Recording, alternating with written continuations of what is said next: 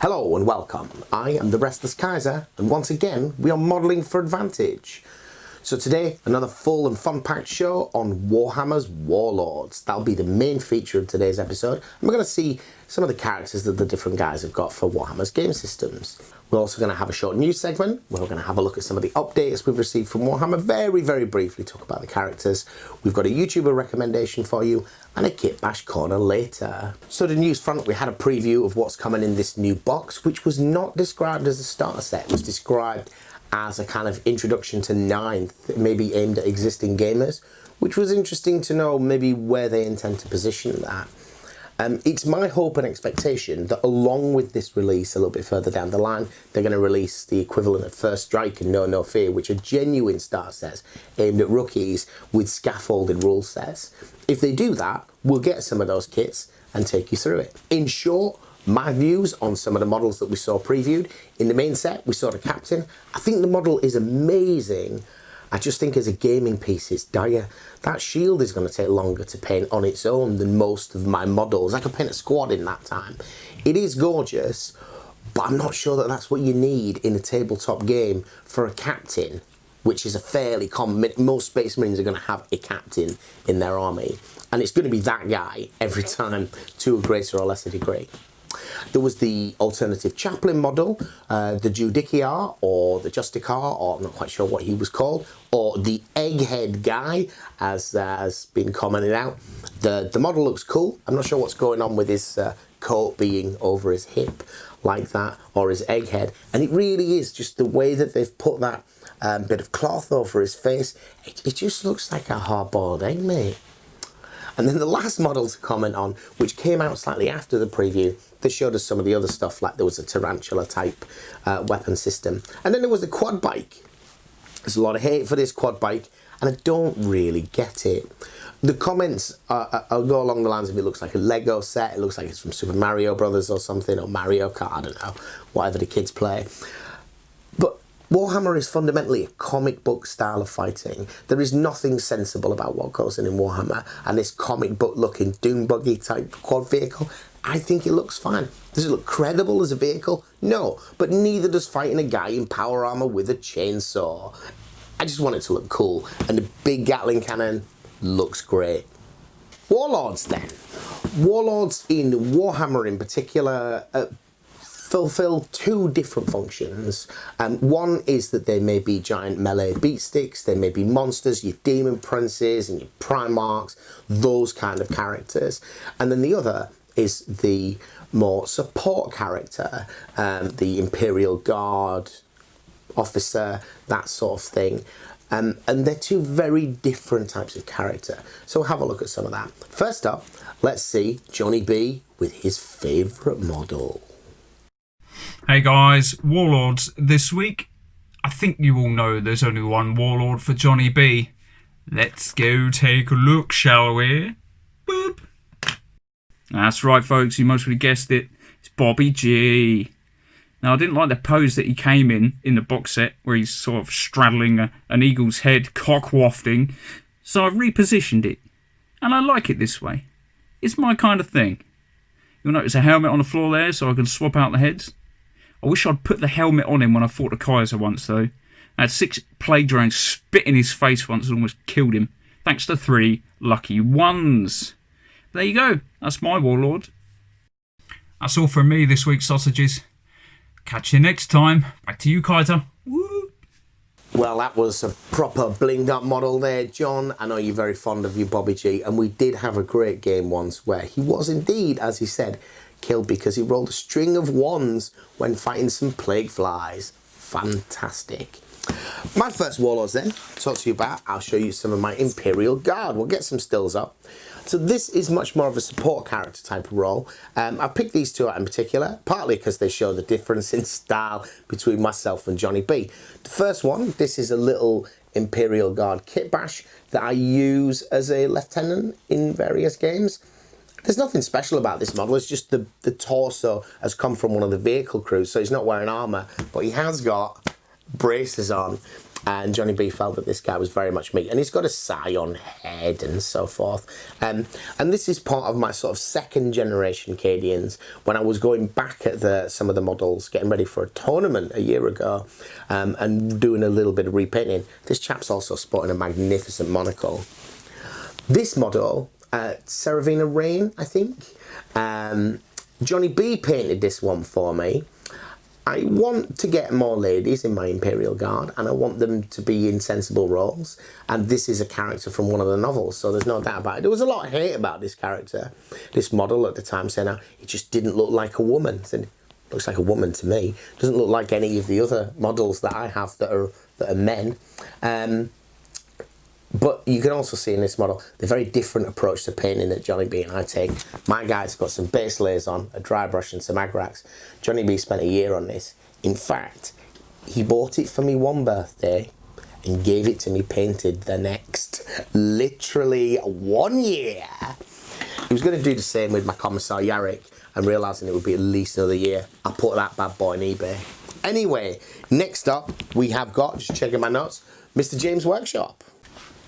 Hello, recently the Kaiser and Company had a video on the unboxing of Prophecy of the Wolf. Sadly, although I did take a small part of it, I didn't manage to get anything in for that video. So we're going to have a first here on Modelling for Advantage, where I, a guest, will have my own guest. So I hand you over to Scrug, who will walk you through the Ghazghkull model. Over to you, Scrug. Watcher, I'm Scrug, and I will be your mech for today. I is here to tell you about the boss. The boss is dead big, dead killy, and there's a gun what is bigger than one of them metal pew-pew boys, but them's just dead scrawny, so whatever. As suggested in the white stunty mag, he can be left in sub-assemblies for easier painting. He goes together lovely, and his bits come off to make him dead easy to paint the hard parts. Look at that, prime orc right there. Scrug gives this model 6 grots out of 5, because there's also an extra grot holding a big stick. Oh, not again! Doc! Dugga dugga dugga dugga dugga. Yeah. That's enough. Back to you, Hubie. What a fascinating bit of insight there. Thank you very much for that. And thank you all for watching. I will see you next time.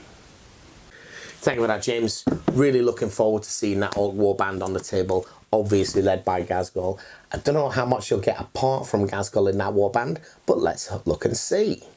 So, next character of mine for you to have a look at while we're talking green would be my Typhus.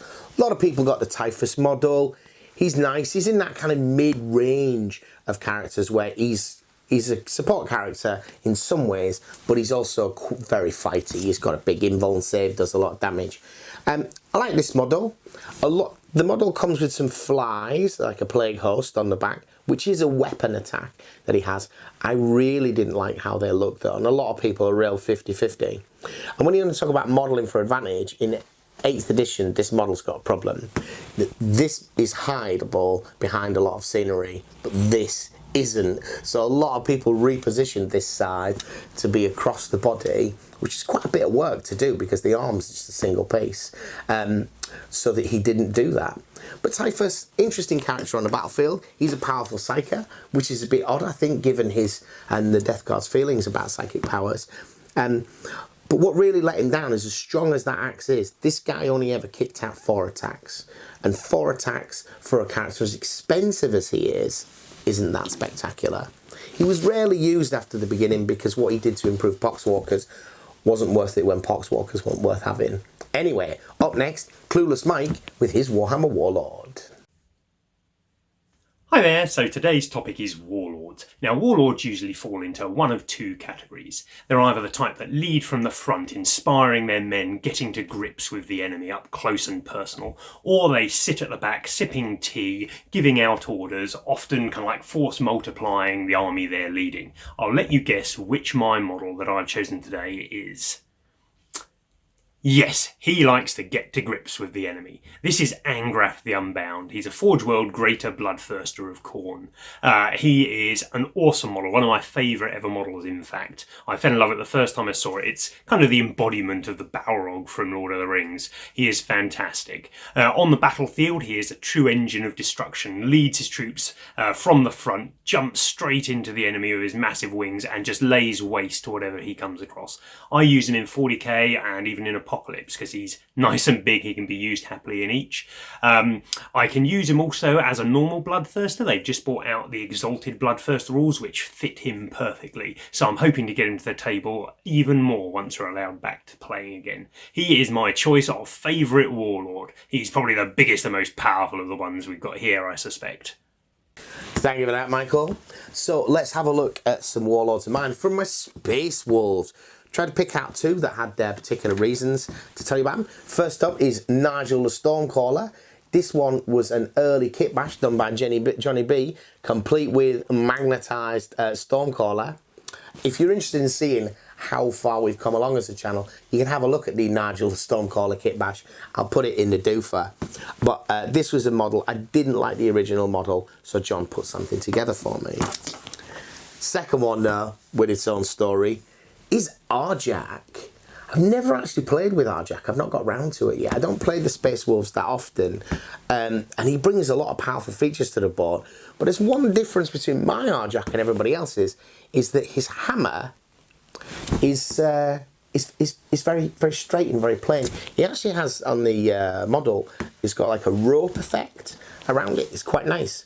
But because it's a fine cast model, it arrived bent. As I took it out of the wrapper, John was there and he was like, "Oh mate, it's all bendy." He took it from me, he said he'd straighten it, pulled a lighter out from his pocket and promptly set fire to the model. Amazing experience that was. So he had to take it home and replace it with a little bit of brass rod. So that is why my Arjak looks a little bit different to anybody else's. It's because Johnny B burnt the hammer handle. Finally on the Warhammer Warlords, Mr. James Green has got something from the Sigmar. Check this. As a new venture in the hobby, I've been collecting some second-hand Age of Sigmar Slaves to Darkness. And to lead them, the Carpadrak Lord. So, this guy, absolute beast. He's got 9-inch move, 9 wounds, and a 3-up save, 13 attacks in melee, no range to speak of, but those 13 attacks, if you roll like a god, and you're using some of those cheaty, modelling for advantage dice, 30 damage, and that's before you pull any shenanigans. On top of that, if you pull off a charge on a 2-up, D3 mortal wounds, you heal if you kill people with your axe, and you got a 5-up feel no pain against mortal wounds. Absolute beast. That was a quick look at some of our favourite Warlords from collections from some of the guys. At this point in the show, I normally recommend a YouTuber to you. You may be wondering about the criteria that I use for selecting these. There's two basic criteria, by the way. One is that they're not huge YouTubers that you haven't already heard about massively. And the other is that they're people that I actively watch. They'll be different this time, perhaps, is someone who is fairly well known in the community. But given the upcoming 9th edition of Warhammer, for anybody that doesn't know, here's IDIC Beer, or Nick, and his Necron Focus channel. Tell him, Nick. Nick speaking, and welcome. I'm from the channel IDIC Beer 40k, Necrons and more, and I've been here on YouTube now for well over 10 years. But I'm enjoying it just as much as I did when I first started, and I'm always trying to improve my video quality with each video. I'm currently uploading 2 videos a week. Every Monday is always a Necron video. But as the channel name suggests, Necrons and more, well, I also upload other videos as well. After all, I've got 5 other armies as well as Necrons, so I'll be uploading videos on those armies and also hobby related videos, things like painting tutorials and just general hobby tips. I'm a huge fan of the community and I love nothing more than engaging with my subscribers in the comment section of my videos. I have this little saying about my channel. It's just me and my hobby sharing and caring about the wargaming community. So if you'd like to be a part of that, there's a link to my channel, IDIC Beer 40k, Necrons and more, in the description below. Head on over and give me a sub, and I'll see you there. Beam me up! I'm sure most of you already know Nick's stuff, but I think his channel's going to really explode this year because of the focus on Necrons with the release of 9th edition, and much deserved. He does a whole range of stuff, and I hope you enjoy it. Alright, final part of the show. We've got a segment from Mr. Johnny B, Kitbash Corner. Let's have a look. Okay, so first up of the Johnny B Kitbashes is this wonderful Librarian. Now, if you've been following us on Facebook, you mostly know the background to this, but if you haven't, this fella is a spare Primaris lieutenant for my all Primaris force, which the Kaiser gave to me. He was missing his right arm, which is a power sword, and his head as well. So this gives me ample opportunity to do the Kitbash. Some of the components on here, especially his head and his sword, are from a Grey Knights kit, which it works, it fits in there. And I've made the Force Lightning as it is out of just some untwiddled copper wire, which is not in focus, but you get the gist. Hands detachable, arms detachable, so I can re-equip him with various weapons. That's the first of them. Back to you, Kaiser. That's all we've got time for today, folks. So, stay home where you can, stay safe, take care of each other, and thank you for watching. Bye-bye. Please remember to like, comment, share or subscribe this video, and if you are buying new games or new miniatures, please consider following our affiliate link to Wayland Games. It gives us a little bit of kickback and helps fund other projects for the channel. Thank you, Michael. So, a couple of Warlords for me to show you, each with their own little story. First up is, oh gosh, I've forgotten his name.